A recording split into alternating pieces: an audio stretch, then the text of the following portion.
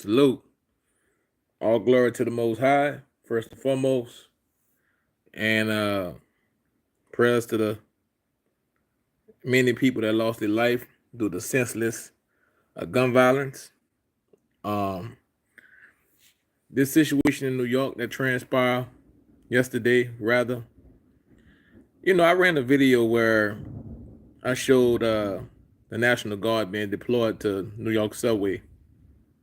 And to see someone get shot, literally, and the whole breakdown on how everything transpired, it's crazy, man. It's crazy. You know, uh, the video shows the man who, in all black, literally walked through an emergency exit, basically snuck on the subway. It looked like, and then from there, it shows him on the subway uh, getting into it with a male. And however, he snuck on the subway first and foremost, and got into it with this male, and looked like this guy girlfriend, like he was getting the best of the male. Looked like he was beating the guy down. Looked like, and his girlfriend looked like she just went to stabbing and poking and poking and poking in the back, and he didn't realize that he was stabbed until I guess she hit one of those sensitive spots, and he raised up, and he raised up with a painful look. Salute, JB, with a painful look, and he toned down for a second, and basically went towards his jacket to get what allegedly was a gun. And in the process of getting that gun, everything go blurry on the actual footage.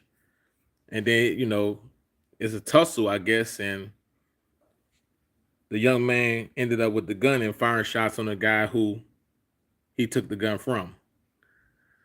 Now, it's a lot of layers to that situation where,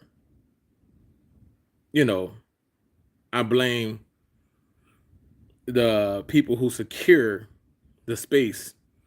That guy had no business even getting on that subway. First and foremost, he had no.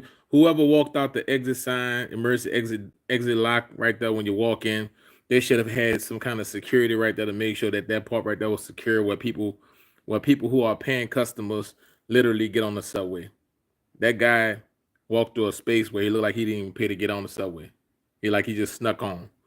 For one, that's one mistake, and so that one mistake right there caused all that other stuff to happen because they didn't have proper security and proper policing at the entry points to protect the people who are paying customers. Now, I'm gonna entwine and say this, and I'm gonna get back to that subject.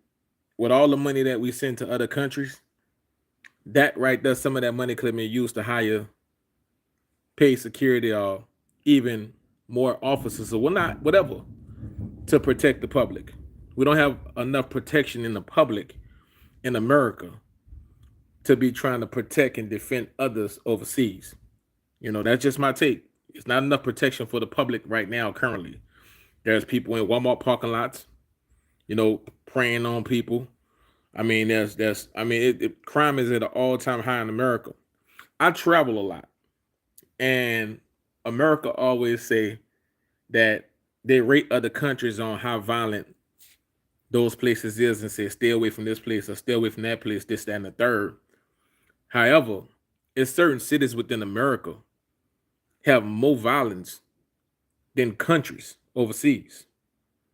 And that don't get talked about or discussed because it get watered down. Now, getting back to New York situation, my opinion.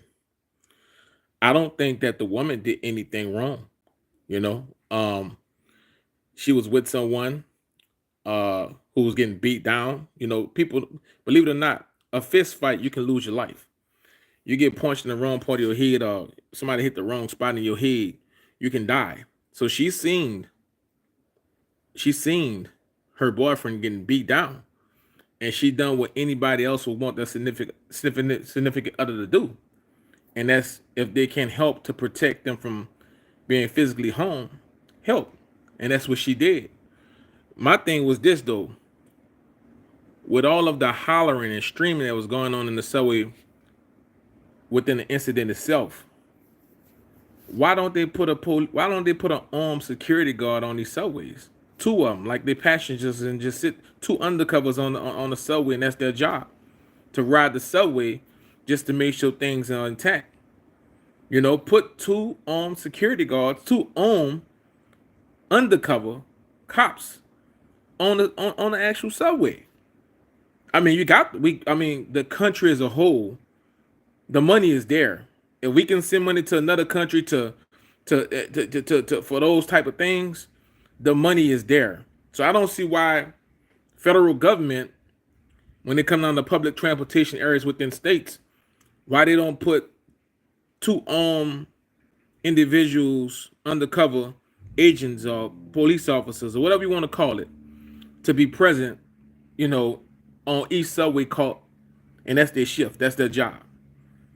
Because you'd had two officers on that subway, it took a time for that man to attack that other man. It took a time for that man to get stabbed.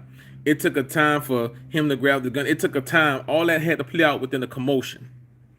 So some people like to say things happen fast, but when other people was hollering and saying this and saying that, if they had two armed cops, they would have stopped it when the initial argument started. I'm saying all too often where in New York on the subway, you know, things are transpiring. And how come they have not yet put armed cops around the clock as they run the subway on the subway, but undercovers? You know, because one thing I learned is this right here, right?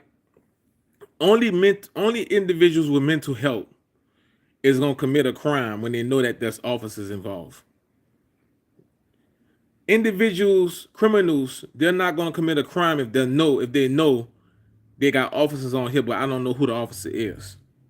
I don't know who the cops is. They're not gonna commit the crime because they know if they go into a situation, they might end up losing their life. So I don't think that the young lady did anything wrong. I think she was protecting her boyfriend, now this is what I do think was wrong. It's two sides to it. Yes, he got on the subway illegally. But he had the gun the entire time. But he decided to square up and throw hands with the other guy. And he was getting the best of him. So from a man's standpoint, you got to respect the fact that he didn't initially just draw out and he literally used his hands, but it's a tricky situation because you damn if you do, you damn if you don't in today's world.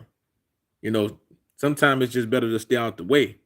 But like I said, as an American people, these type of things can be resolved if the government and the authoritative figures, you just utilize a little common sense.